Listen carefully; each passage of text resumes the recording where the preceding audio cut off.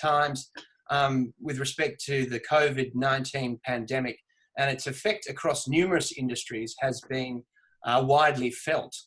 But perhaps one of the few considered implications within the general media has been on the impact to one of our most important sectors, not only in terms of 4 million Australians who are currently in the education system, but also with respect to our third largest export.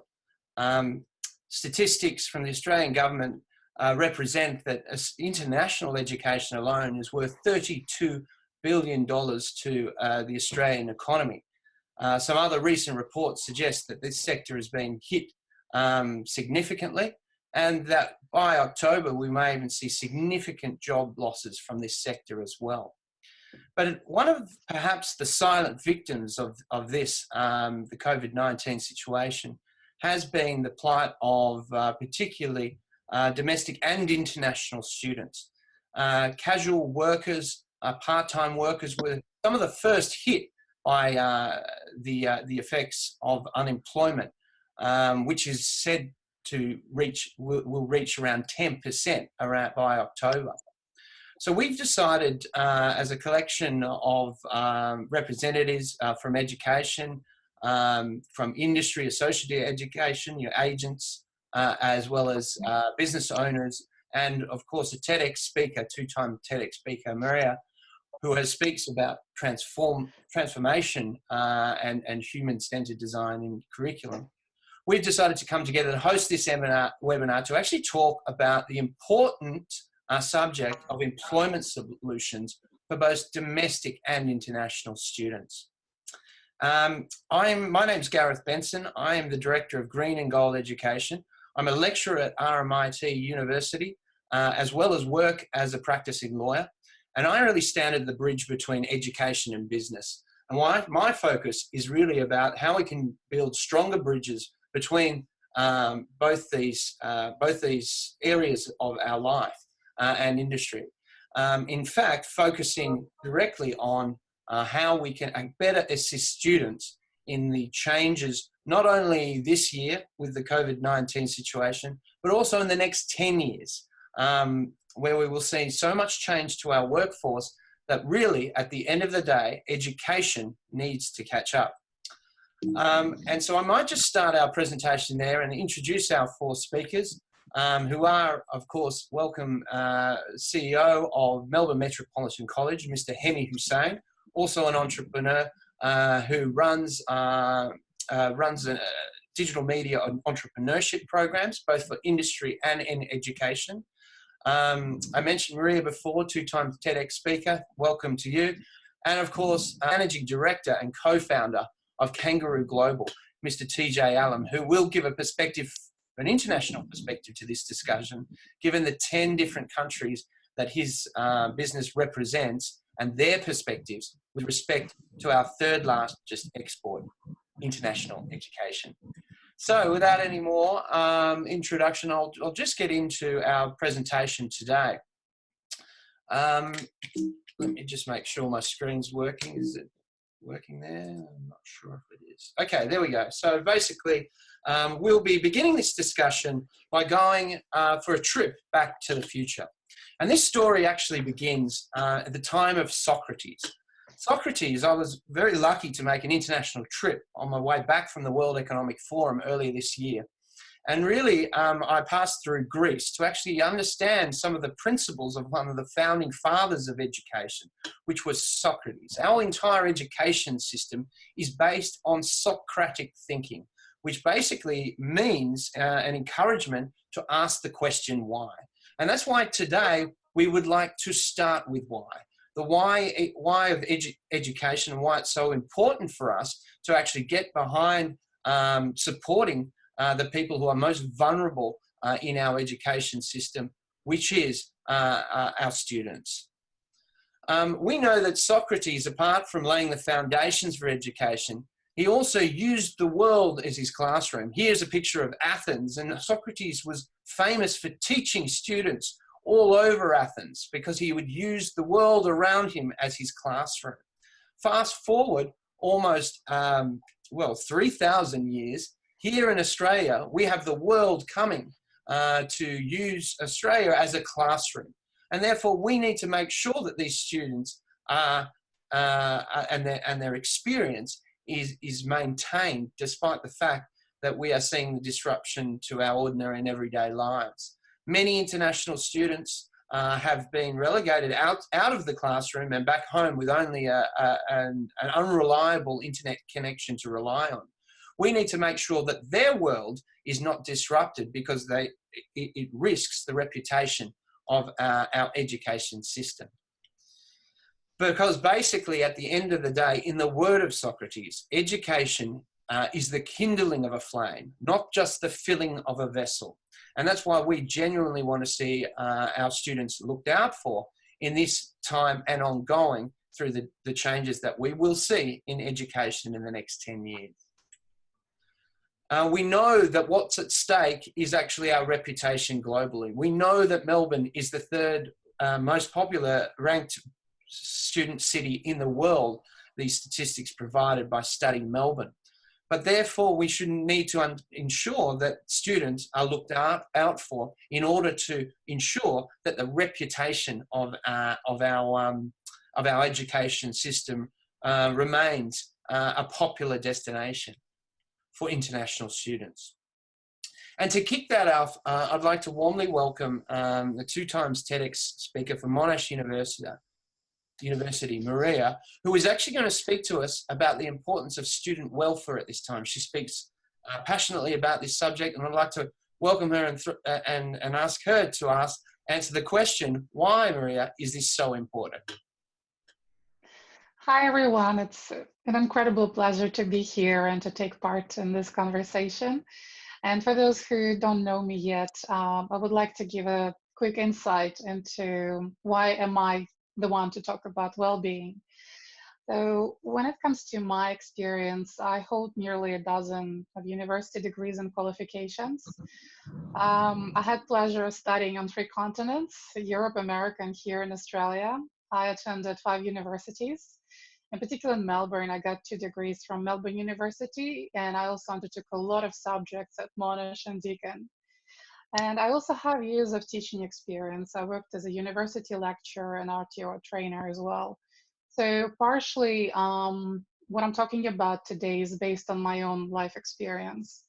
But also over the last few years, many international students have been reaching out to me.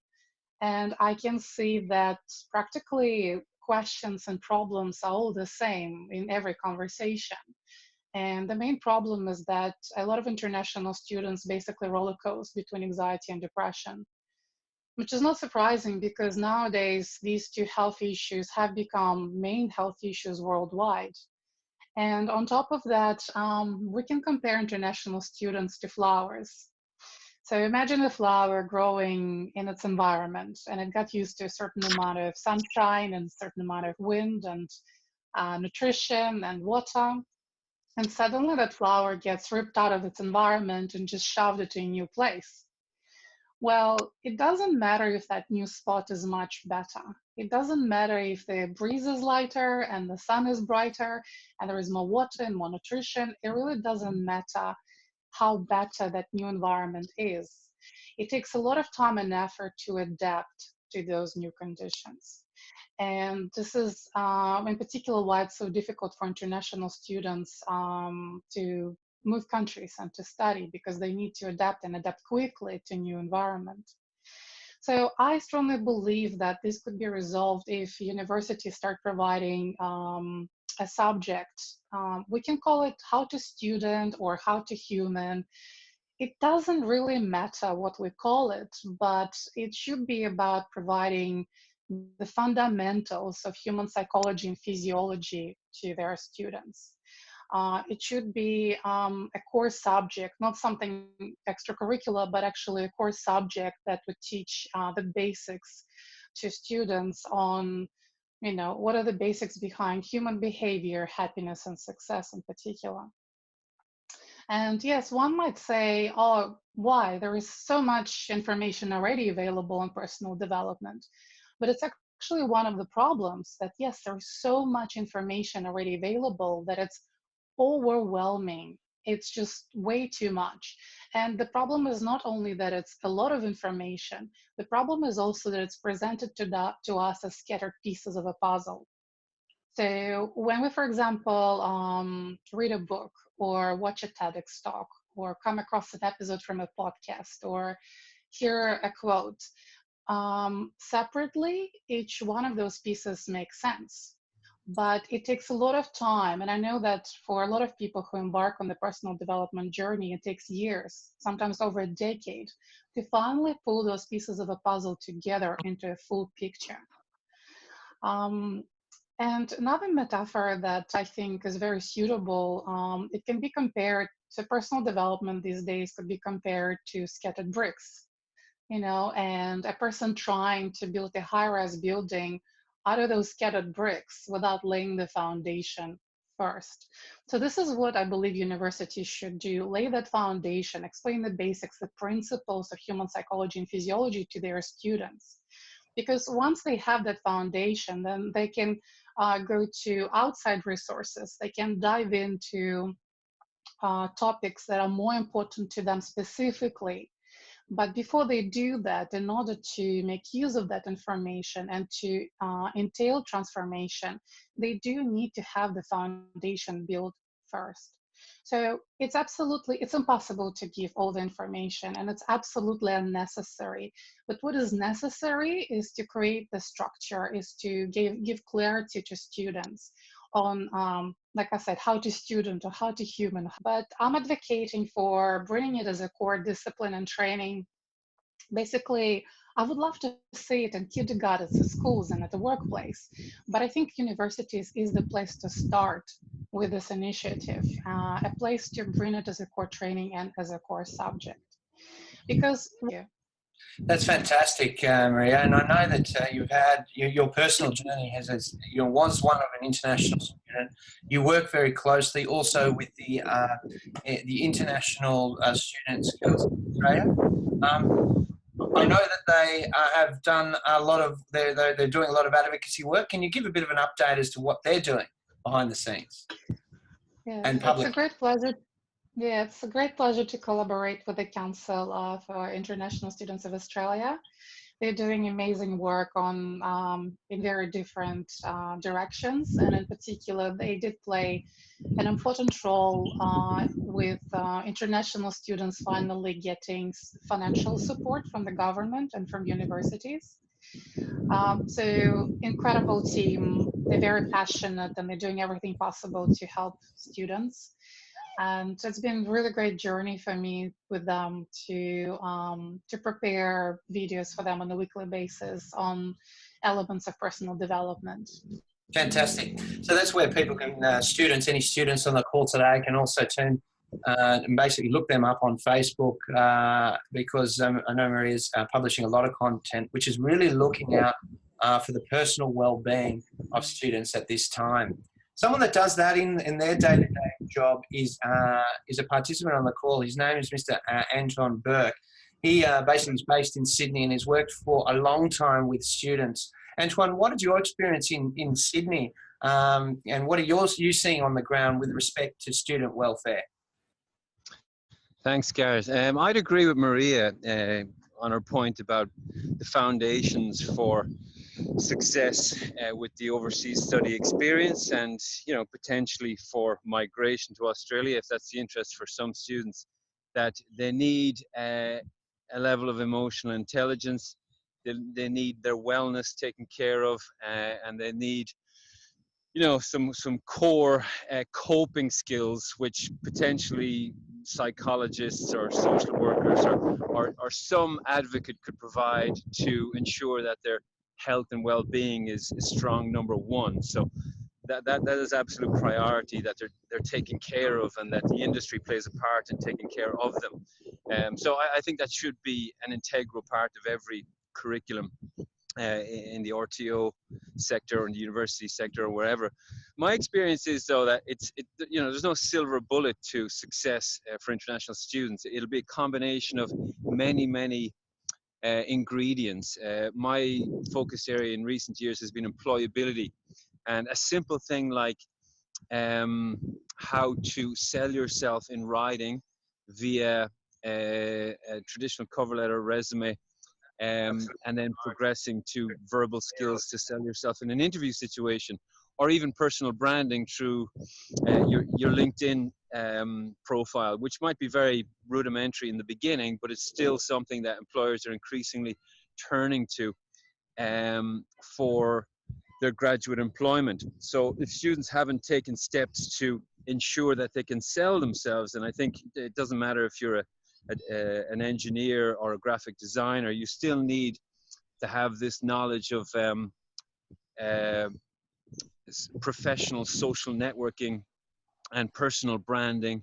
Very typical now of employers just to Google a name, even if it's an international student, just to see what crops up. So I think students need to be cognizant that, you know, there's a new era of recruitment and a new era of employability skills which need to be refined. And as soon as students can get exposure to the workplace through, be it internships or some kind of networking opportunities, you know, that's another factor that I'd strongly promote and encourage. Yeah, no, that's fantastic, Antoine, and I'd agree strongly with respect to employability. I mean, well, health and well-being is on one side. At the end of the day, the harsh reality is that many of these international students have lost their jobs, and increasingly, we need to, and universities, vocational institutions, need to be fostering opportunities for students to return to work.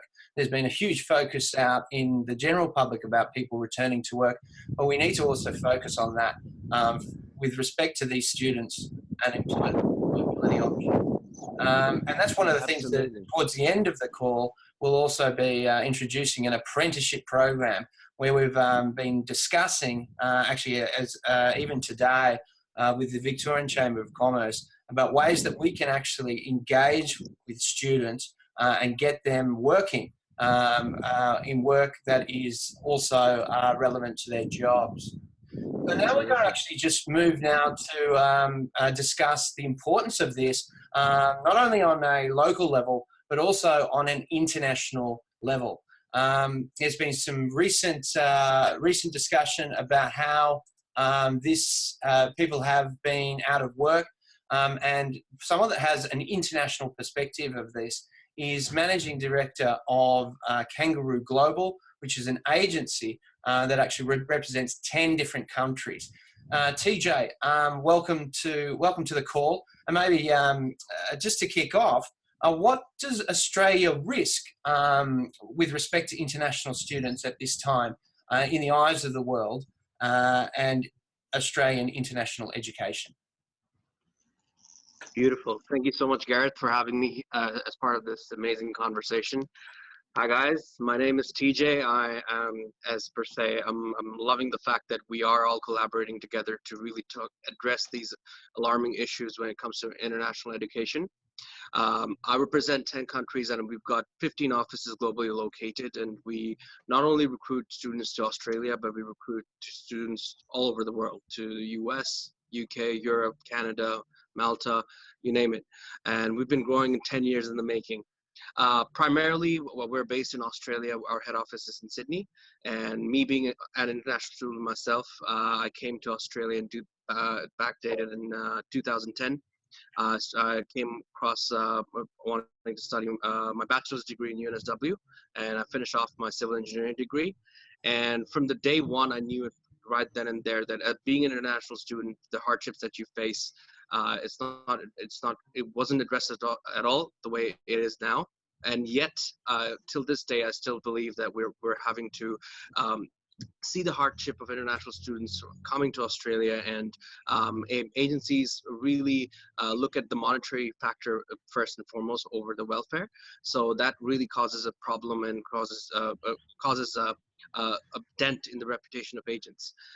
That's why I stepped in the game of, although I did engineering, but I wanted to really engineer my way into really fixing the issues of when it comes to education and looking out for students, because I've been through those problems. I've been going, and I can address these problems straight head on with the assistance of coming. time fast forward 10 years down the track, we are at a point where, you know, every single sector that you can think of have been affected because of COVID-19. And it's not only disrupted business expansion, it's also disrupted the study plan, the workflow, you name it. It's just we're living tough times, but we're all collaboratively, we can come across strong. We can come across in a manner where we can solve problems together. And right at this point in time, international students have been reaching out to us. They don't have money to either pay their tuition fees, they're losing jobs.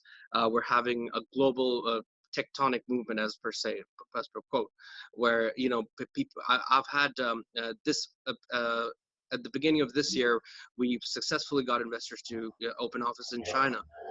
20 offshore files were in the pipeline, ready to be recruited for universities in Melbourne, in La Trobe, in Swinburne, you name it. We were literally on the grind trying to get these students and add them to the overall value of Australian education. But now it came to a point where, you know, these because of the travel ban, because of all these issues happening all at once. Now we're coming to a point where, how do you really convince parents? Because at the end of the day, let's get this point straight across. Investors are our parents. Students don't have that monetary. Not every student is eligible for a scholarship. They're not in terms when you think of from a merit-based perspective. So when you're really looking at parents looking at their child waking up in their pajamas and sitting in front of a computer and trying to do a class, really thinking from a conservative point of view, that doesn't really work. Having to convince parents that, you know, they will be getting an Australian form of education, but behind a computer screen doesn't really work as effectively as you think it should. So this really comes a point where online education is the next, it is the future. It is the direction we're headed, but how do we really, you know, emphasize on how this is going to be the new norm? That's something that we really need to address, and we need to address this now. We have the Elon classroom. We've got that set up in Harvard University and SPJ in School of Global Project Management. They have a unique setup in place, and I know for a fact that they have classrooms where you can be located anywhere in the world, doing executive MBAs, doing all these amazing courses where lecturers can be delivering the classes in different time zones. That's the future. I mean, that's what we need to sell. That's what we need to tell universities, that, you know what, we need to evolve. We need to evolve with changing times. Pandemics are happening every 100 years to really give us that, you know, reality check that, you know, this is how we evolve. We have to evolve. We're forced to evolve, and this is the time we need to get uncomfortable to become the best version of ourselves. When it comes to the risk factor, Gareth, coming to your question, we are at great risk. We're risking, we're pretty much, as you can understand, offshore files, it's literally, you know, coming to a point where I'm losing numbers quite considerably. And now it's come to a point where I'm having to focus on really my existing clientele, trying to, you know, work on referrals, work on really all these factors where I need to survive as an agent, because in order to survive as a credible agent, you need to look at the longer term goals. I'm not going to name any other agents at the end of the day on ethical grounds. Agents also tend to be influential in a negative manner, where they tend to influence students to hop around universities and providers, which is again unethical on every manner and ground possible. This is something that we really need to address on a longer term. Obviously, on a short-term goal, business happens, you make money, but really you're making money on at the expense of, you know, hampering and jeopardizing someone's future. Can you really sleep at night with that thought? That's a question you need to ask yourself. You raised some great points there, TJ, and thank you so much for those perspectives. You know, one of the things that I just like to pick up on what you were speaking about is, you know, look, in your experience, you've seen many international students. They're taking their education to their bedroom. They're working on substandard internet connections, and I have heard that universities are not even subsidising fees. You know, and we really need to think that the quality of the education that these people are experiencing, on top of their lack of, you know, employment options, their experience is being affected dramatically. Someone else that can speak very strongly about this, and he's on the call now, Robert Parsonson. He is the president of the International Student Education Agents Association. He's been at the coalface in a lot of advocacy. Welcome, Robert. Yeah. Hi, Gareth. Hi, everyone.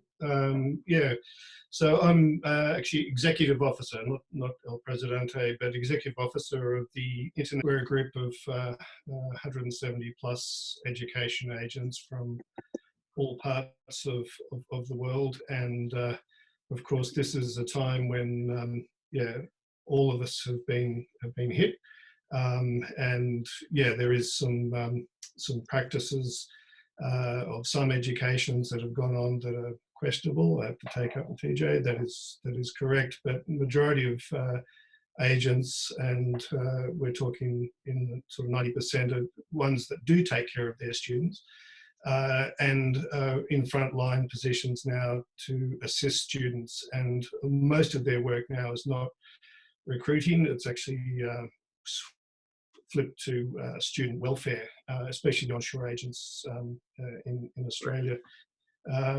And what we're advocating and have advocated strongly is that students are part of our community.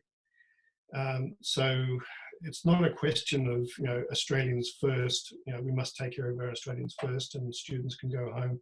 The fact is students just cannot go home at the moment through travel restrictions and other areas. They're here, they're in our community, we have to take care of them. So we have not been stopping advocating at local government levels, state government levels and federal government levels that this is important.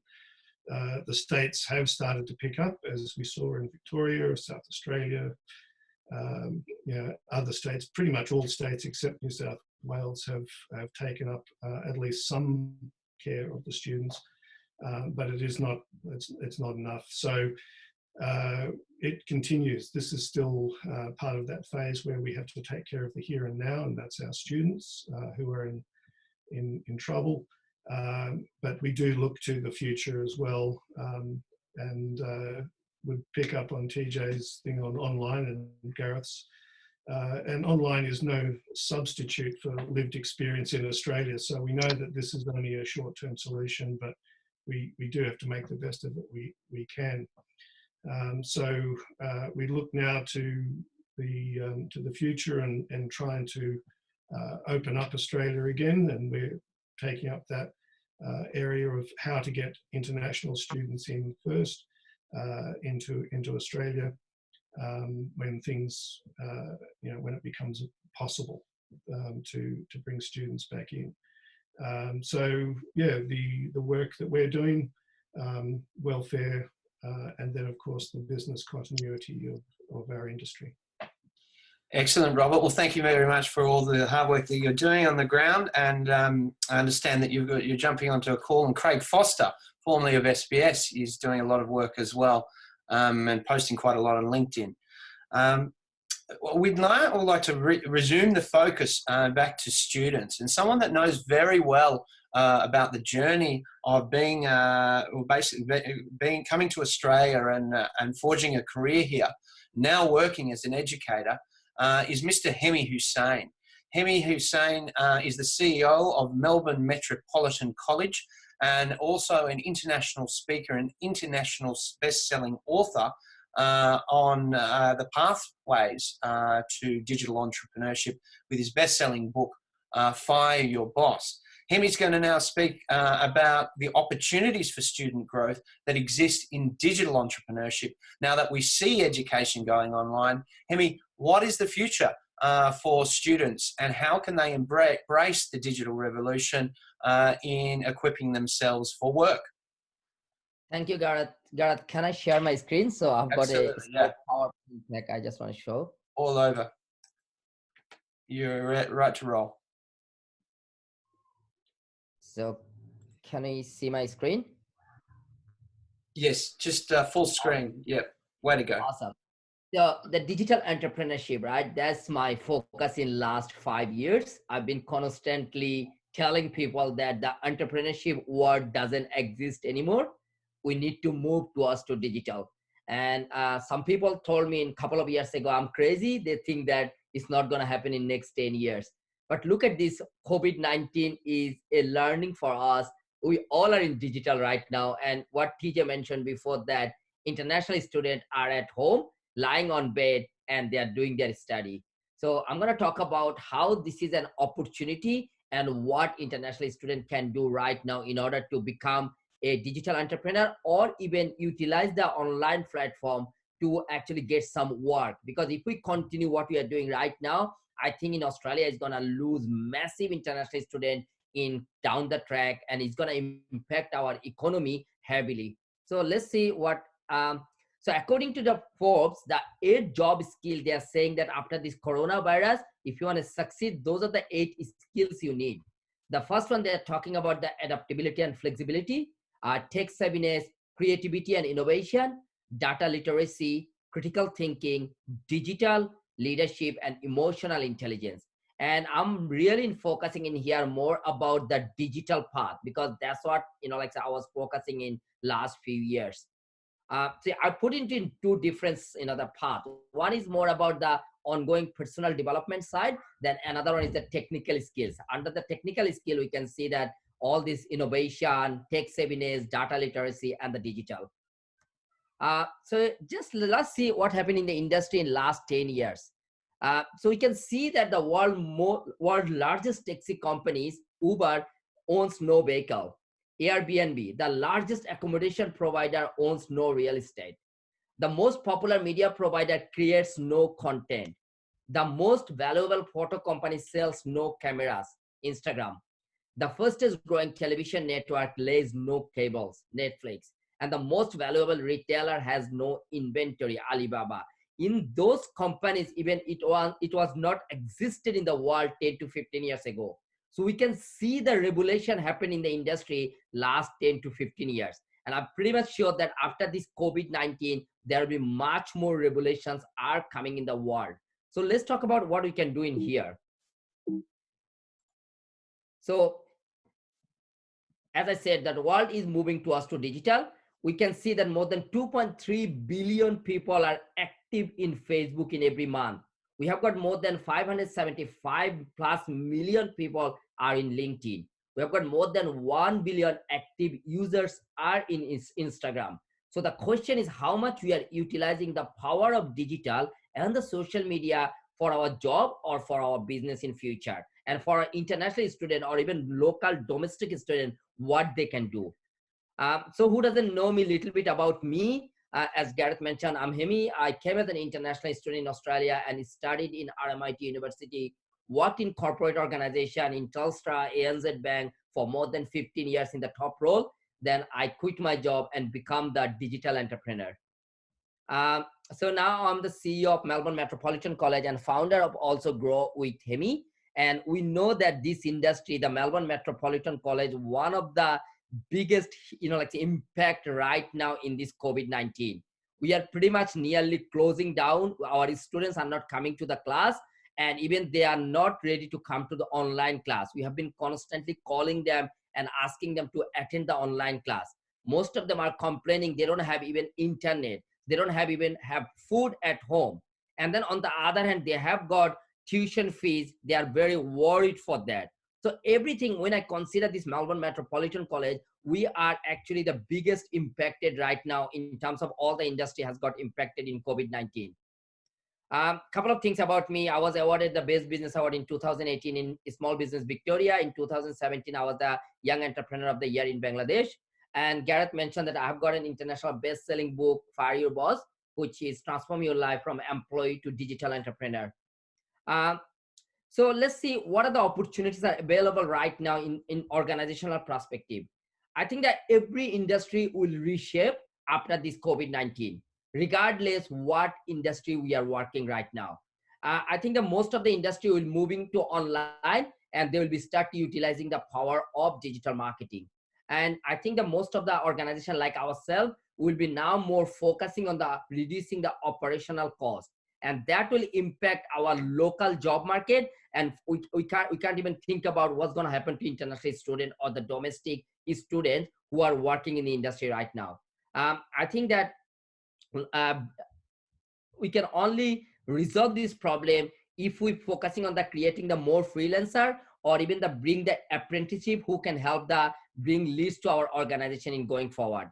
So the opportunities for the student, what I can see right now is that they can focus on the digital marketing, content writing, web development, landing page development, funnel creation, SEO expertise, Google AdWords expertise, social media marketing, and the freelancing. Those are the opportunities are available. Even though they don't need to work in the organization, they can actually, that compete in the freelancing market. So I can see at the moment, the organization are moving towards to digital. Even the student can take that opportunity as well, as long as they learn the digital skill, and then they can move there. So why they need to do it? Because how they need to do it? I think the skill development for digital marketing, that's what they can do. They can prepare to work in the organizational environment, because most of our students doesn't know how to work in the Australian culture. So I think this is a great opportunity for them to work in the organizational environment as an apprentice or as an intern. And I think they'll need to learn how to work in the work-based apprenticeship, which is, I think Gareth is going to talk a little bit later. I think also I'm constantly advising them, maybe this is an opportunity for them to get a mentor who can help them to grow as a digital marketer in the market. And they have to constantly explore the opportunities, what is in the market right now. Anyone, ready to help, seeking the help from me, you can contact with me, info@growwithhemi.com.au, or it is my mobile number. More than happy to support your journey if anyone is looking for more about any help related to digital marketing or digital entrepreneurship. So that's pretty much me, Gareth. Gareth, you are in mute. Thanks so much, Hemi, and great to have your perspectives. As I know, as a CEO of RTO, as well as a business owner, you've been pivoting to really deliver your services in education in a new way. And you can also check out Hemi does a regular Facebook Lives. He's actually actively training business owners in entrepreneurship and digital entrepreneurship, and runs a live, when's your live feed every day, Hemi? It's about 7 or 8 o'clock. Yeah, Australian time. Yeah, which is just one of many ways that students and professionals can equip themselves with new skills. And just before we enter our last part of the presentation today, I just also noticed that we have quite a few interested people along from recruitment.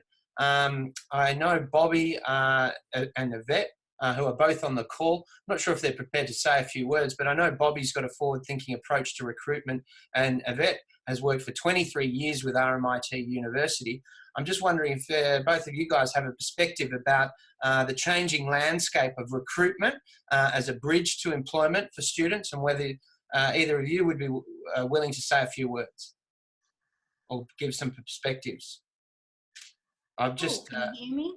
Oh, hi, is that Yvette? Yes. Yeah, it's Yvette. Hi, how are you? Hi, welcome, yeah. Thank you. Yeah, no, look, I agree with what everybody is saying. I suppose I was the alumni manager, careers alumni manager at RMIT. I've been a business development manager at RMIT, recruitment, and I've been recruiting as well the last 8 months for Hudson. And what's happening is, you're right, in universities, we need to make things compulsory for students, back to compulsory for work integrated learning. If they want to get the job in the real world, they have to come out as graduates with work experience, and that's whether it's international students or local students. So as a recruiter, once they come to me at Hudson and I see their CV, or I see that they haven't got work experience, it's going to be very difficult for recruiters to get them a job. So if they want to, they said, you're right, we need to really make sure that a couple of things are compulsory in universities and not optional. Unfortunately, we make it optional in universities for students to do work integrated learning now, and it needs to go back to compulsory, because it's really the top 10% of students that used to come to me, and they would not need my assistance as much as those who didn't. So any questions for me? I can just talk about that all day. Yeah. Bobby, please. I'll ask a question now. Unless, Bobby, you've got a perspective to add to that. I do have a question for you, though, about you talk about workplace integrated learning. And look, I recently did a trip to the World Economic Forum and Professor Klaus Schwab, who's the president of the Economic Forum, has a firm perspective about just the view of apprenticeships as being a model for the future. We are in a fourth industrial revolution in which digital is going to be a big part of our lives. Even looking at the COVID-19 situation, we can just see how much our workplaces are changing and our education is changing. Yeah. What do you believe the role of apprenticeships could be in, say, the next 10 years in building stronger bridges between education and employment? You just got to get more business on board. I think the role of a university is really to build that bridge between industry and universities, and it's not done well enough. I think that if you do that, bridging that can be apprenticeships or what I used to call work integrated learning, but there just definitely needs a bridge there. And there's so many opportunities to give international students and local students some work experience and apprenticeships. Businesses, when I was a recruiter, businesses are looking for graduates. I used to work in digital marketing and recruit digital marketers for companies. And then I used to tell them I always wore my education hat and said, have you ever thought of taking a student? Have you ever thought of taking a graduate? And they said, no. I said, did you know that universities have these amazing programs? So there's definitely there's a gap there.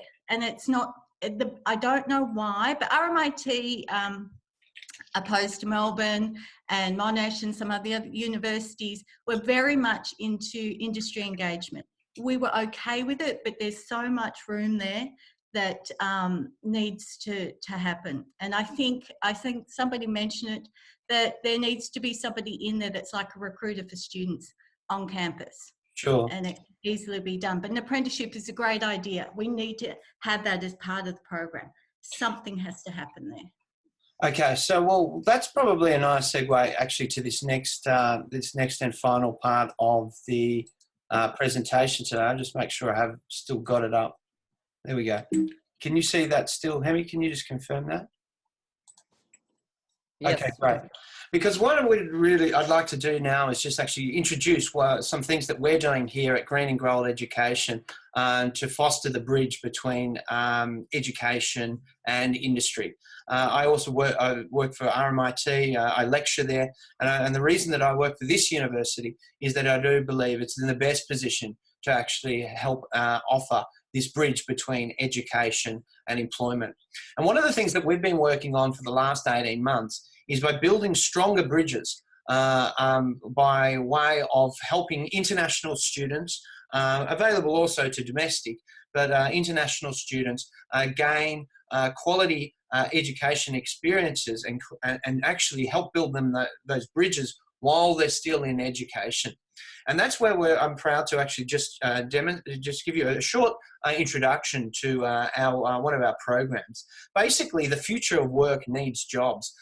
When you look at the hard facts, the data, we're in a very data-driven world, but the reality is, by the foundation of young Australians, the empirical research that they've provided is that they have found that the current 18 to 24-year-olds, those currently at university, will have 17 jobs over 5 different careers. And that's not only students, but that's all of us as well.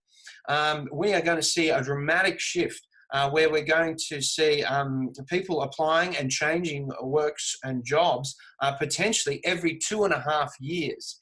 And that's why using this important research, we built one of the resources that we use to build the apprenticeship programs. But the fundamental difference between this and any other bridge out there at the moment is that one of our firm focuses at Green and Gold is actually on students' purpose.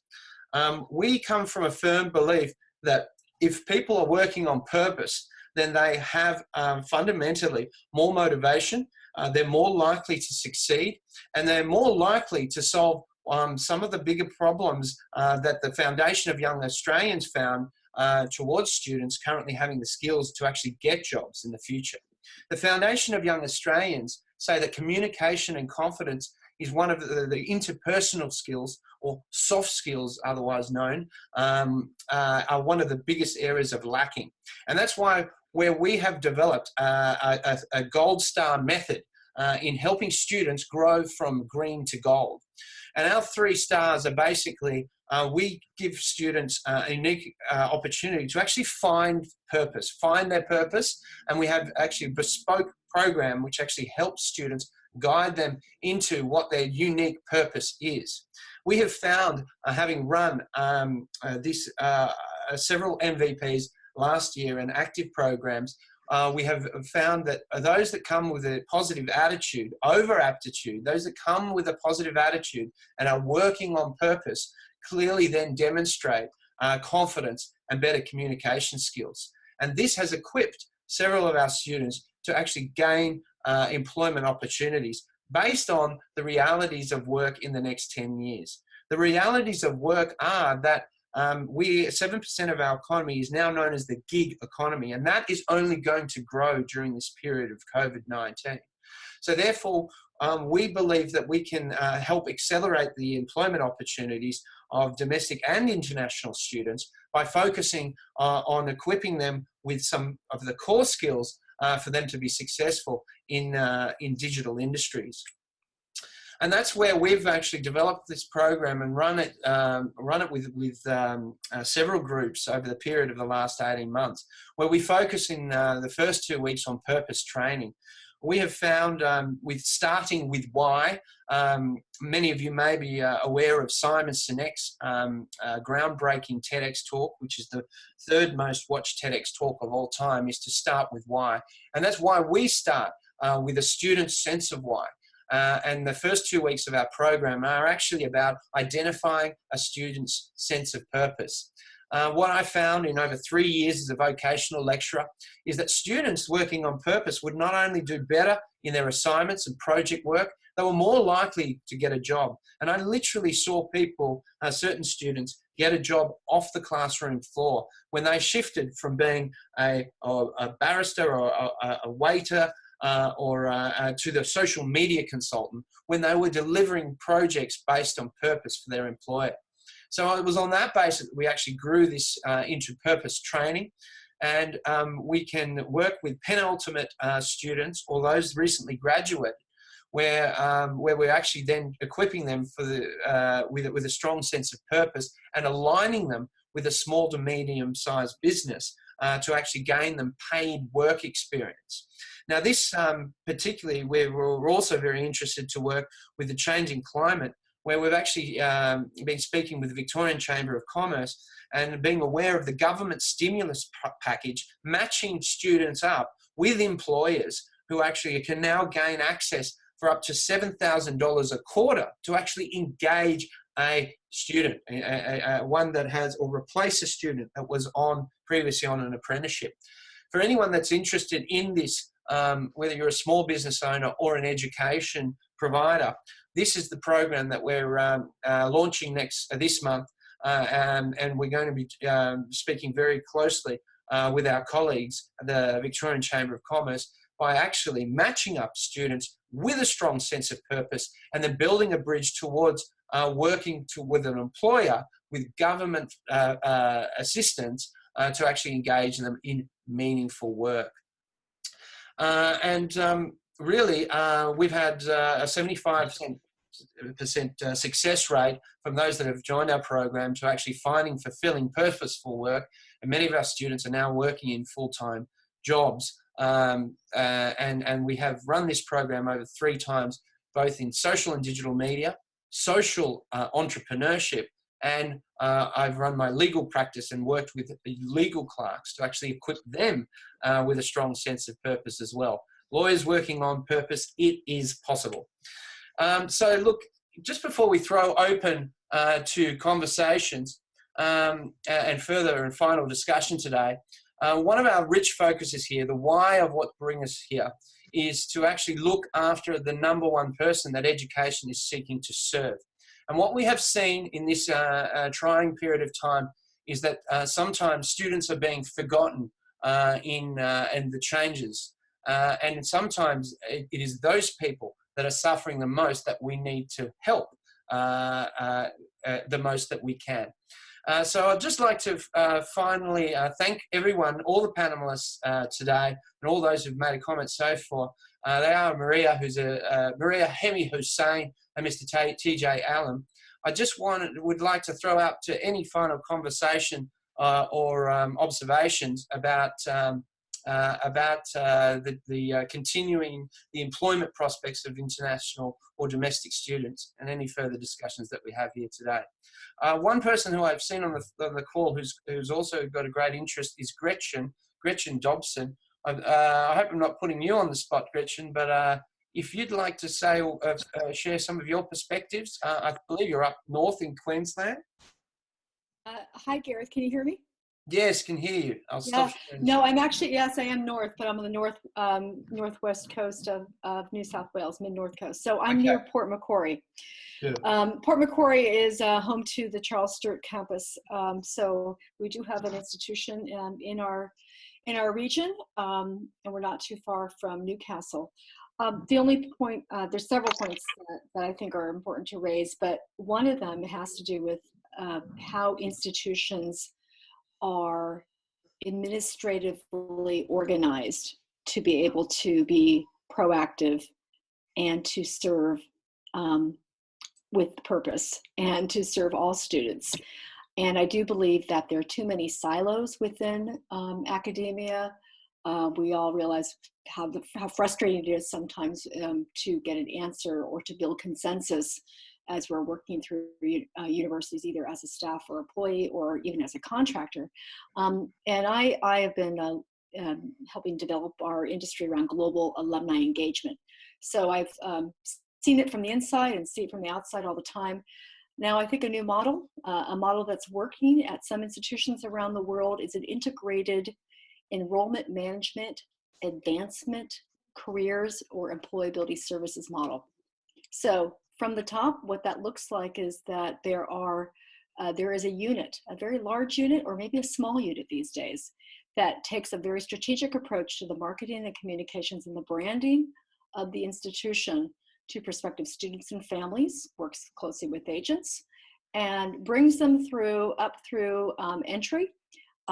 They have the student experience is something where it is augmented through great personal and professional development services through careers and employability, and the connections with alumni, families, stakeholders, even those local international alumni that live right in the greater areas of their city, the diaspora. They should be tapped and organized. So I do a lot of that kind of work when we help identify who your alumni are, and it goes beyond the person that receives a diploma. So I think that integrated model really looks at the welfare from, again, the prospect stage all the way through the alumni stage. They build that lifelong relationship. And we're going to need to break down some of these models, I think, to build them back up in ways that we can fully service with the most authentic intentions. Thanks. Yeah, no, I appreciate it. Great to hear about the strong bridges that Charles Sturt University is building between education and industry. Just a question on that, Gretchen, if you don't mind. So did I hear correctly that there is a focus on purpose or the intention of students in Well, yeah, and I won't say that Charles Sturt University is doing this. I'm just saying it's a practice that I've seen in a couple of institutions in other parts of the world. Okay. But it's going to need leadership.